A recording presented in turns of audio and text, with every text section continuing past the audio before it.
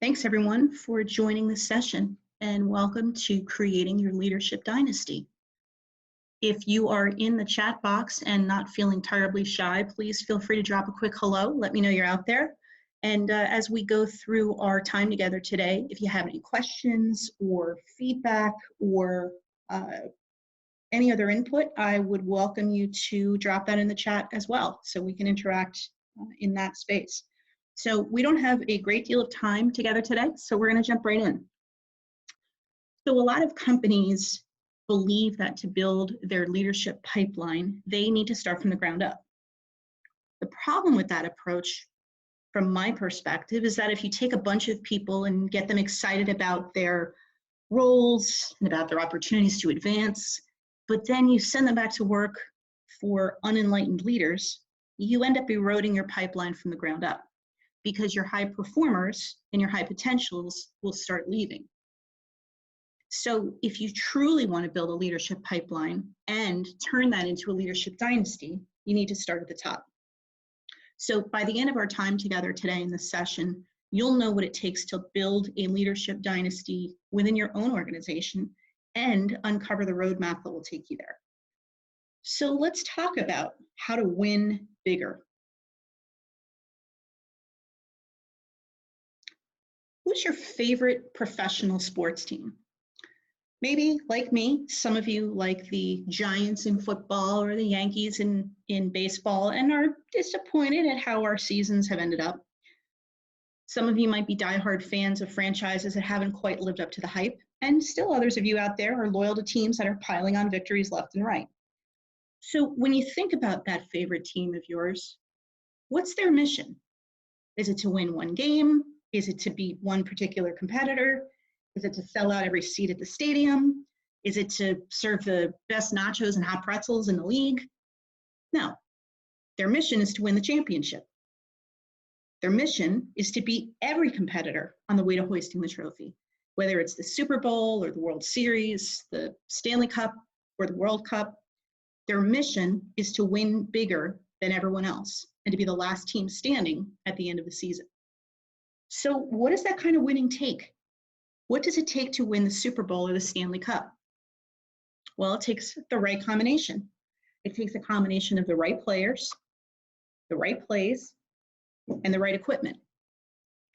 But it also takes the right mindset, and that's where it starts. It starts with a championship mindset, a dedicated belief from the owner's box down through every player and support staff that we have what it takes to win that championship and that we will work together to make it happen. So let's translate that into business terms. In business, we don't talk about championships. We don't really talk about hoisting trophies. We use a different word when it comes to championships in business. Anybody know what that word is? It's mission. Mission is our championship. So I want you to take a minute to think about your own organization. What is your company's mission?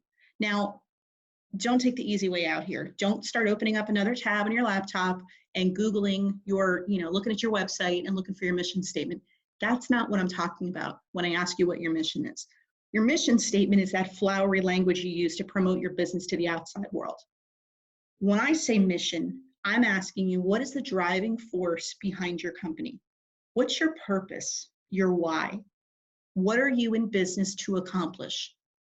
What is your Super Bowl, your Stanley Cup? Let me give you a little bit of creative inspiration as you think about how to word your company's mission. I want to share just a few other companies' missions. Each one of these is going to give you a crystal clear sense of their purpose, of why their business exists. So the first one is to pioneer flight solutions that bring people home everywhere, every time. That's the mission of Sikorsky Aircraft. Here's one, to produce the technology that saves lives.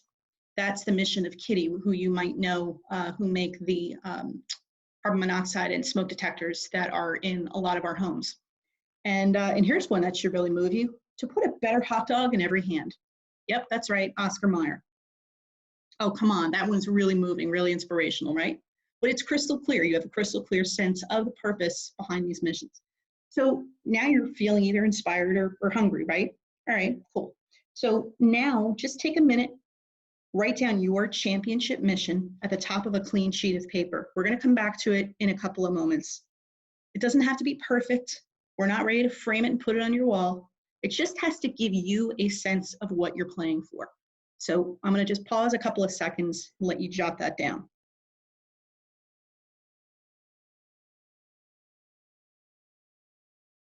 Okay, so now that you have a clear or at least semi-clear picture in your head of what your mission is, does everyone on the team know that that's your mission? Be honest. Even if you're able to put your mission into words, are you 100% confident that everyone else is on board with it?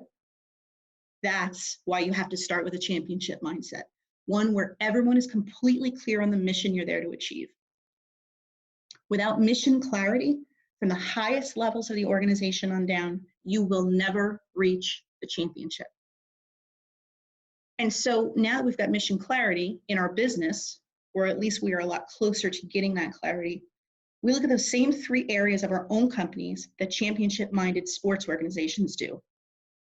We again look at the right players, the right plays, and the right equipment. But again, let's translate that into business terms. When we say the right players, we're talking about people recruited into the right roles that make the best use of their strengths and their talents. When we talk about the right plays, we talk in business terms about process, the right strategies, the right contingency plans, the right plan B. And then when we talk about the right equipment, in business, this translates into the right technology, the right systems, the right training, the right support structure. If we boil that down to 3 simpler words, it's the who, it's the how, and it's the what. And it all, again, starts with the why, your mission, your Super Bowl, your Stanley Cup, your World Series. So now that you're mission clear, are you mission ready? Is everyone bought in? Are they able to connect the dots between their individual role's purpose and your company's why? That right there is what it takes to design a championship strategy, a mission-based plan of attack aimed at hoisting the trophy. Oh, my friends, but one trophy does not a dynasty make, right? We don't just want to win one competitive bid or succeed in one financial quarter or achieve profitability for 1 year. Remember, we're here to create a dynasty. So let's go back to that image of your favorite professional sports team. What sets apart those teams that have established dynasties? Think of the Yankees in baseball, the Patriots in football, the Red Wings in hockey. What sets them apart from teams that have only figured out how to win sporadically, if at all? Well, when you look at those teams, you notice a few things. So they have the right players, plays, and equipment. Okay, check. They have a championship mindset. Got it. But here's where some teams leave the rest in the dirt. They have a consistent, disciplined, committed culture of success. A culture that doesn't fracture regardless of changes in management, turnover due to free agency, new rules and regulations, or bad calls from the refs. From how they recruit, to how they train, to how they lead, to how they recognize performance, to how they measure progress, they have a mission-centric culture that weathers short-term changes and enables them to have repeatable success. Okay, so that's great for the Yankees and the Patriots, but what about for your business? How do you get from mission clarity to a leadership dynasty? The answer is you have to create flow. So go back to that championship mission that you jotted down just a few moments ago. And underneath that, I want you to write these 4 letters, F-L-O-W, because flow is the playbook, the roadmap for executing your mission. I'm going to take a few minutes and walk you through what flow stands for. So the F in the flow chart is fundamentals. These are the fundamentals we must master to advance our mission. And when we talk about the fundamentals, we're really talking about the DNA, the heart of your organization and its culture. This is the foundational stuff that is essential to fulfilling your mission. It's made up of things like the core values you espouse as part of your culture, the knowledge, skills, and abilities that are required to achieve your mission, the KSAs that your A players, your top performers in your company already possess and demonstrate. And it's the brand promise you make to the job candidates you invite to join your team and to the customers and clients you serve. So when you think about the core values, the KSAs, and the brand promise that you need to achieve your mission, what's your current ability to deliver on those? How competent are you today in the fundamentals you've identified as essential to achieving your mission, as essential to winning your championship? What's your current ability to deliver on those? So we want to look at these gaps through two lenses. One is longer term. You want to start hiring the very next person you hire. You want that person, that individual, that role to start to close the gap for you. And you also want to train your existing workforce to close the gap from a leadership on down. So your longer term perspective is to hire and train to close the gaps. But from the shorter term, the near term, you want to identify a quick win that you can identify and that you can achieve to start to close that gap. So think about one action you could take today, immediately after this session, or at least start to work toward immediately after this session, to start closing at least one of your fundamental gaps. Think about that and write that one down in the F column of your flow chart.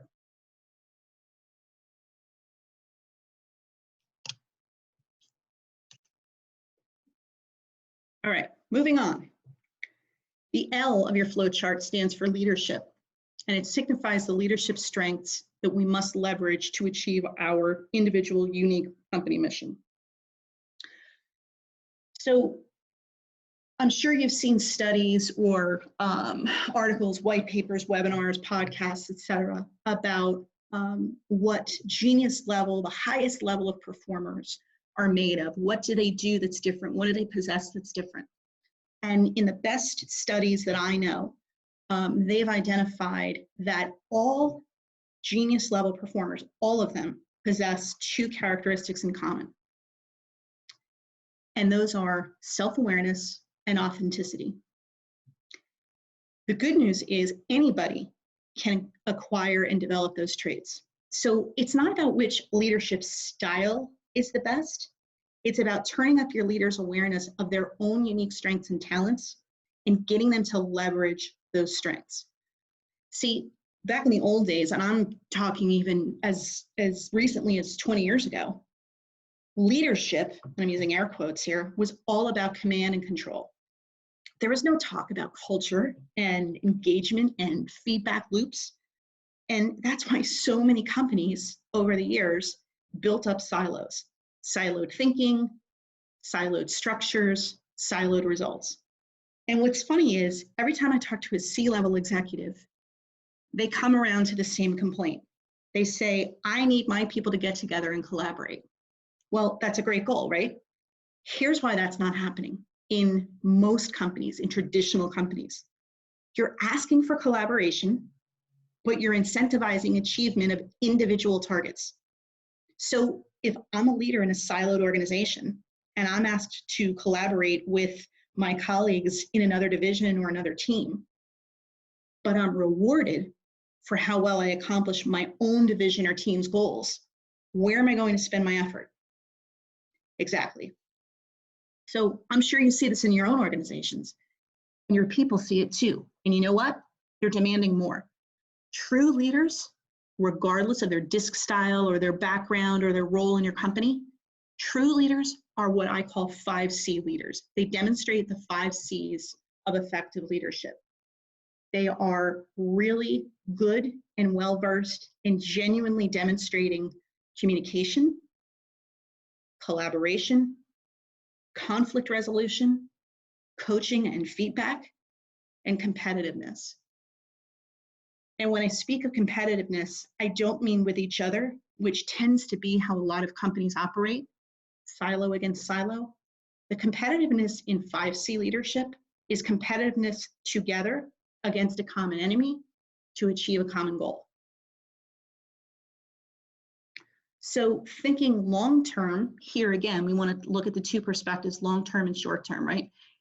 Long-term, you want to be thinking about creating succession plans that will help you groom leaders who are well-versed in the 5 C's of effective leadership.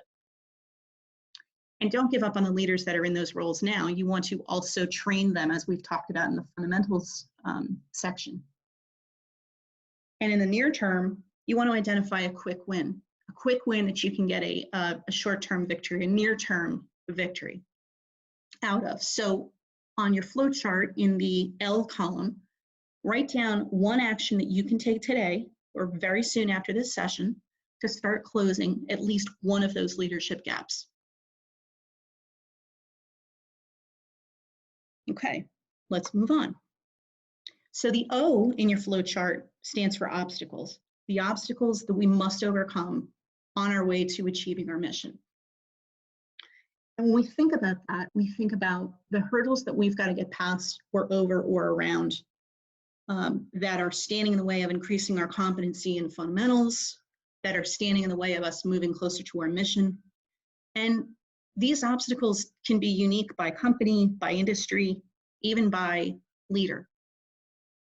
They look like things such as high employee turnover, rising customer complaints, inefficient or nonsensical or out of date, obsolete, or even non-existent processes, competitors who are catching up to or surpassing you, even negative reviews on sites like Glassdoor or Indeed that are chipping away at your reputation. These are just some of the obstacles that you might be seeing in your own organization that you have to overcome if you're going to get closer to and ultimately achieve your mission. So again, we want to look at this through 2 lenses, long-term and near-term. So over the longer term, you want to turn every obstacle into an opportunity. And this is a great opportunity to get your leaders out of their silos, get them into the same room, into the same conversation, and debrief about those obstacles and brainstorm regularly on ways that you can work through them, over them, around them, eliminate them. And I will guarantee you that some, if not many, of the obstacles that you are encountering in one silo have already been conquered in another. So this is where documenting best practices is really, really critical. It's a best practice in itself. In the near term, what's one quick win? Maybe there's a one process that's really standing in the way of your people being more productive. Maybe there's something that you can do to respond to customer complaints. But there's got to be one action that you can start to work on today, immediately or soon after this session, to remove, shrink, or go around an obstacle. So jot that one down under the O column of your flow chart. Good, cool, all right. And to round out our flow chart, we've got W, which stands for wins. What are the wins that we must achieve to get us closer to catch up with and ultimately achieve our mission? And now when you think about that, there's some good news. You've already identified 3 of those wins. Those are the quick wins that you noted on the first 3 columns of your flow chart. So you're already on your way. So kudos to you. We want to celebrate that, right? Longer term, you want to look at what your definition of success is. And this is going to be unique to every company and every situation. How will you know success when you see it? How will you know that your mission has been accomplished? And you can start to look at things like metrics or measurements like higher employee retention, greater customer satisfaction, increased productivity or profitability or market share. These are the types of metrics and measures that will help you define success up front so that when you achieve it, you can celebrate it. And it's really key. You want to celebrate publicly. You want to celebrate with as many people as possible, the small victories along the way, because you want to bring your people along on that journey. And you also want to recognize the behaviors you want to see repeated. I'm sure you guys beat the drum constantly about the importance of employee recognition. If you've identified the fundamentals, the DNA that you want to replicate, the successes you want to replicate, the self-aware, authentic leadership traits that you want people to have, then when you see them, it will be much easier to recognize, call attention to them, and reward them through positive reinforcement. If you do all of these things, before you know it, you're going to be well on your road toward your mission. Because remember, the flow chart is the roadmap. And ultimately, it's your unique playbook for achieving your mission.